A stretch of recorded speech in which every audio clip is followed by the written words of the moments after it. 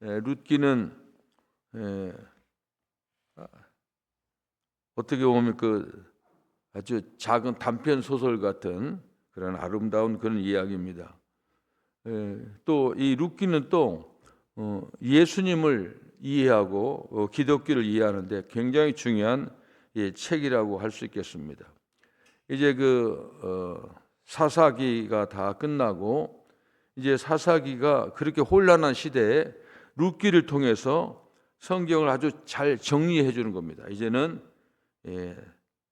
사람들이 왕이 없기 때문에 자기 소견에 오른 대로 행하여서 혼란한 것을 룻기에서 정리가 돼서 이 다윗으로 이제 다윗의 그 왕정 시대로 이어가는 그런 다리 역할도 하는 겁니다.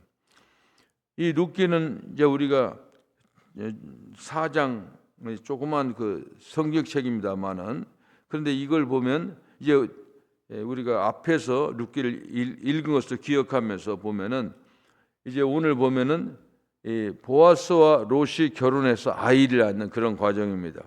근데 모든 일에는 절차가 필요한 것처럼 이제 보아스는 룻을 아내로 맞이하기 위해서 정식 절차를 밟는 겁니다. 장로들을 청하고 또 기업 물을 자를 또 다 자기보다 앞에 있는 사람에게 또 물어보고 해가지고 이제 마침내 정식으로 보아스와 룻이 결혼해서 아내를 맞이한다 하는 겁니다. 이게 13절에 보면 이에 보아스가 룻을 맞이하여 아내로 삼고 그에게 들어갔더니 여호와께서 그에게 임신하게 하심으로 그가 아들을 낳은지라. 그런데 우리가 아기 낳는 것은 사람의 마음대로 안 된다고 하는 것을 또 한번 확인하는 겁니다. 하나님께서 임신하게 하심으로, 그러니까 아기를 못 낳은 사람은 하나님이 안 주셨다 이렇게 생각하면 되는 겁니다. 이제 그것도 우리가 우리 삶에서 하는 건데 그 아들, 딸 이런 비율 같은 거 이런 것도 오면은 누구나 다 가면 아들, 딸 낳고 그런 게 아니에요. 보면은 어떤 좀 딸만 낳는 데고 아들만 낳는 데 있고 또 없는 사람도 있고. 이 여러 가지 이런 게 근데 이런 걸 보니까 하나님께서 그 아기 낳는 것도 다 간섭하는구나 하는 것을 알 수가 있습니다. 왜 그러냐면은 룻이 나오미의 그 두 아들과 두 아들 중에 하나잖아요. 그 아들하고 10년을 살아. 10년. 충분히 아기 낳을 수 있는 그런 진짜 소위 말 가임기예요. 근데 그때는 없었어. 그런데 이제 여기 보아스와 함께 아기를 낳았다는 그런 겁니다. 근데 이제 이 아기 낳은 것이 굉장히 그 가정의 기쁨이지만은 그 공동체의 기쁨이었습니다. 그래서 여인들이 14절에 여인들이 나오미에게 이르되 찬송할지로다 여호와께서 오늘 내게 기업 물을 자가 없게 하지 아니하셨도다. 이 아이의 이름이 이스라엘 중에 유명하게 되기를 원하노라. 여기 오면은 이게 그냥 굉장히 참 난리가 난 거죠. 근데 상상도 못한 일이 벌어진 것입니다. 사실 이 여인들은 동네 사람들이 나오미가 이제 이방 땅에서 돌아왔을 때 네가 나오미가 아니냐 그렇게 하는 겁니다. 그때 이제 그런데 너 왜 이렇게 됐느냐 일종의 망한 거죠. 남편 죽고 두 아들 죽고 이방 며느리 하나 데리고 돌아오니까 망한 거죠. 그런데 이런 사람들이 이제 찬송하고 이게 축하하고 이게 뒤에서 수글수글 하던 사람들이 이제 완전히 분위기가 바뀐 겁니다. 그래서 사실 나오미의 뜻은 기쁨이라는 뜻이죠. 그런데 나오미가 그때는 얼마나 상황이 어려웠는지 나오미라고 하지 말아라. 마라라고 해라. 마라는 쓰다는 뜻입니다. 그런 삶에 이제 참으로 아기가 태어나니까 그런 동네 여인들이 축하해 주는 겁니다. 그리고 이 아이가 유명하게 되리라. 진짜 유명하게 됐죠. 이 아이는 이제 뭡니까? 다윗의 할아버지, 그런 게 다윗의 할아버지가 됐습니다. 그러니까 사실 우리가 할아버지 자랑은 항상 손주들이죠, 손주들. 사실 그런 것 같아요. 제가 강남에서 목회할 때 보면은 우리 권사님 한 분이 그래요. 할머니들이 모이면은 서로 손주 자랑하니까는 그게 나중에 그 모임에서 정했대요. 한 번 자랑할 때 10,000원씩 내기로. 근데 이건 그래도 서로 자랑하려고 하는 거예요. 그런 겁니다. 그러니까 이 얼마나 이 오벳이 귀한 아들인지 모르겠습니다. 근데 이제 15절에 보면 이는 내 생명의 회복자이며, 그러니까 내 생명의 회복자, 다 거의 죽기 일보 직전이야. 후손도 끊어지고 희망이 없는데, 그리고 내 노년의 봉양자라, 마지막에 참으로 손주가 너에게 봉양할 것이다. 곧 너를 사랑하며, 그런데 7 아들보다 귀한 내 며느리가 낳은 자로다. 참 이 표현은 굉장합니다. 이게 보면 7 아무 소망도 없는 그에게 이제 그 이방 여인 룻을 통해서 이제 손주를 줬다고 하는 겁니다. 이 그 오벳이라고 하는 이것이 보면은 굉장히 중요한 겁니다. 그리고 7 아들이라고 하는 것은 그 굉장히 이스라엘 사람 7자를 굉장히 그 축복해. 우리 그 럭키 세븐이 거기서 나온 것 같아요.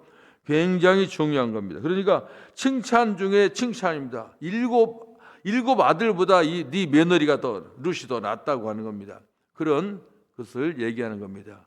그리고 오벳이라는 이름의 그 뜻은 섬기는 자. 그러면 하나님을 섬기고 또 어머니, 아마 할머니 섬기는 그런 마음으로 이름을 하는 겁니다. 근데 이게 어떻게 해서 이렇게 됐느냐 보면 그 우리가 룻기에 처음 보면 처음에 그 나오미가 이제 아들 죽고 남편 죽고 2 아들 죽고 이 이방 며느리 남았을 때 그냥 인지상정이라 사람들이 마음 그대로 표현하는 겁니다. 희망도 없고 젊은 아주 어린 며느리를 보니까 과부 며느리 얼마나 답답합니까? 한심하고. 그러니까 나는 우리 나라로 갈 테니까 니네 부족으로 가라고 하니까 이제 이 나오미는 끝까지 그렇게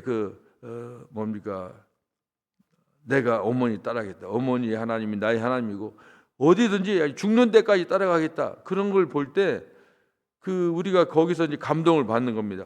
그게 뭐냐면은 일종의 이스라엘 말로 헤세드. 이게 헤세드는 은혜라는 뜻이고 사랑이라는 뜻이고 긍휼이라는 그런 뜻인데, 이 나오미가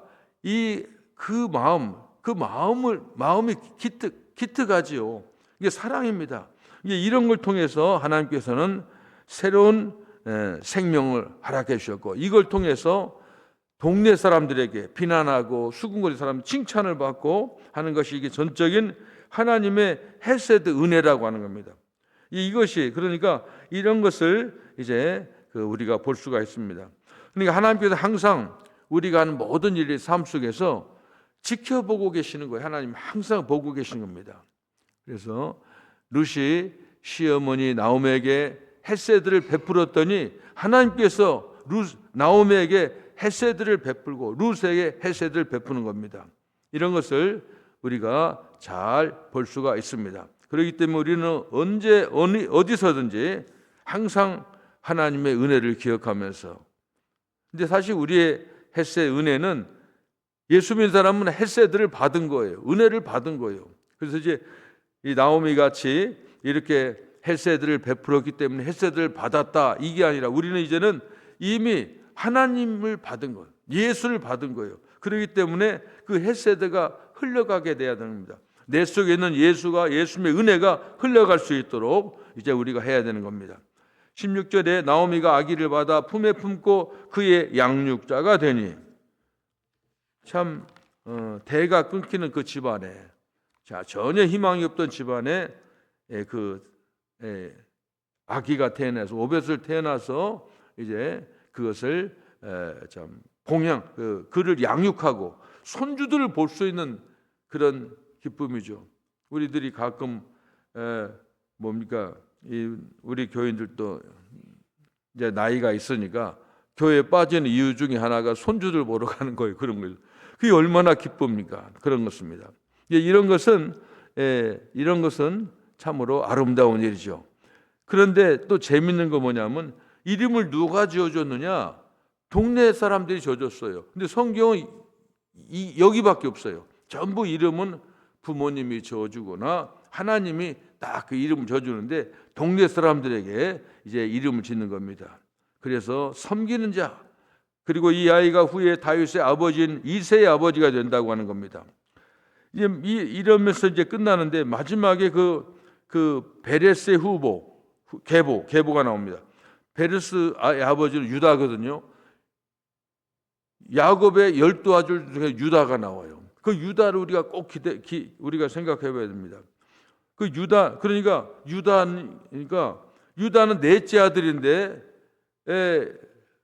다 그 앞에 있는 아들이 다 죽습니다. 뭐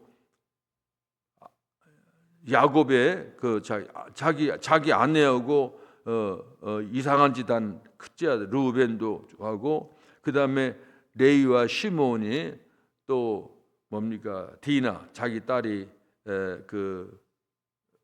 강간당하고 그럴 때 하여간 그 약속 어기고 그 셈족을 다 죽이잖아요. 그래서 하여간 넷째 아들이 장자가 되는 거예요. 그게 그 성경이 참 희한하잖아요. 그래서 그 이스라엘의 우리가 유대인이라고 하는 말이 여기서 나온 겁니다. 유대인의 이름이 되는 겁니다. 그런데 그 계보가 나와요. 이 유다의 아들이 베레스입니다. 18절 보면 베레스의 계보는 이러하니라. 베레스는 헤스론을 낳고 헤스론은 람을 낳았고 람은 암미나답을 낳았고 암미나답은 나손을 낳았고 나손은 살몬을 낳았고. 이 살몬, 우리가 살몬은 그 생선 이름 살몬인데 이 살몬이 뭐냐면은 이게 여기서 이제 그 보면은 우리가 이 다말에게서 살몬이 나오는 거예요. 그 다음에 살몬은 보아스를 낳았고 보아스는 오벳을 낳았고 오벳은 이새를 낳았고 이새는 다윗을 낳았더라. 그러니까 베레스의 계보를 보면 이게 보면 10명인데 이게 꼭 창세기에 누가 누구를 낳고 이렇게 계보처럼 쭉 써 있습니다. 그런데 여기에 보면은 여기 유다의 계보를 보면은 그 대제사장 아론의 장인이었던 암미나답도 여기 나오고요. 또 유다 지파의 족장, 굉장하죠. 족장 나손의 이름이 나오는데, 그런데 여기에 오면은 그 이방 여인들의 이름이 나오는 겁니다. 다말이 시아버지와 유다지요. 유다와 부적절한 관계를 통해서 이제 태어난 게 바로 베레스입니다. 그리고 그 다음에는 이 살몬, 아까 얘기했던 살몬은 기생 라합입니다. 살몬, 그 기생 라합이 살몬과 기세타에 태어난 아들이 보아스입니다. 보아스. 그 다음에 오늘 본문에서 이방 여인 룻에게서 태어난 여인이 바로 오벳입니다. 이걸 보면은 이 하나님의 보면 예수님의 혈통에 보면 이런 어떻게 보면은 그 무슨 혈통 가문 이게 없어요. 보니까 이런 거에 여러 가지 해석을 할 수가 있어요. 왜 그랬을까? 왜 유다가 넷째 아들인데 그 유대인의 이름이 됐고 왜 유다 후손에서 그 예수님이 태어났을까 하는 그런 겁니다. 이런 걸 보면 하나님께서는 우리에게 어떤 인간의 어떤 조건이나 우리가 예를 들면 그 베레스 자체도 그렇죠. 어떻게 보면 그게 자기 시아버지와 같이 그 몸파는 여자처럼 가장하고 굉장히 비윤리적이고 안 맞는 얘기인데도 어떻게 예수님 조상에 그런 분이 있고 어떻게 예수님의 조상 중에 4사람의 여인 전부 이 기생 라합이랄지 다말 그 다음에 룻 이방인 룻 나중에 마리아도 이제 이름에 들어갔지만 그런 이름이 왜 있을까 하는 겁니다.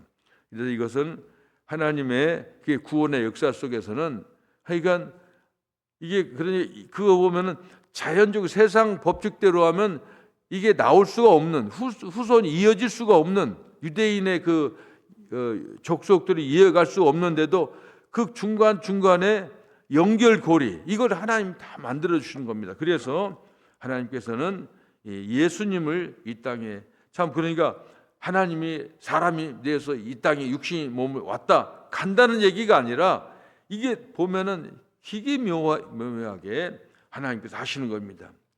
그래서 이 마지막에 이렇게 룻기의 마지막을 보면 예수님의 족보를 나오면서 딱 정리하는 게 뭐냐? 그게 뭐냐? 나중에 거기에서 다윗의 이새의 아들 다윗을 통해서 예수님이 태어난다고 하는 것을, 그러니까 정리를 해가지고 사무엘서로 넘어간다고 하는 겁니다. 이런 걸 보면서 우리가 쉽게 세상 사람들이 말할 수 있는 그런 교훈이죠. 그러면 이건 쉬운 얘기지만은 언제나 우리에게 중요한 것은 이제 우리는 하나님의 은혜로 살아간다고 하는 겁니다.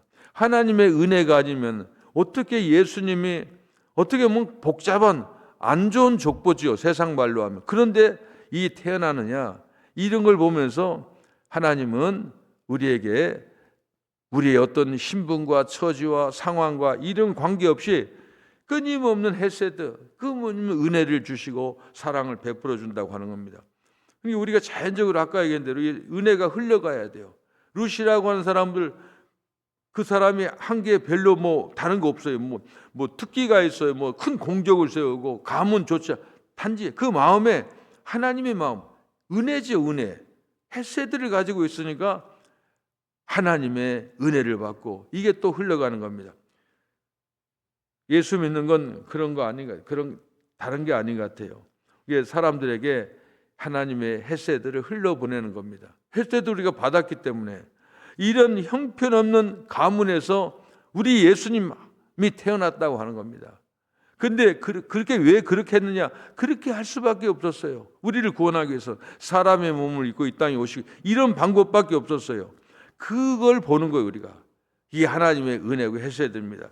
그래서 우리가 존재하고 우리가 생존하고 있습니다. 하루하루 하나님의 헤세드를 받은 우리가 헤세드를 전하는 저와 여러분이 되길 바랍니다.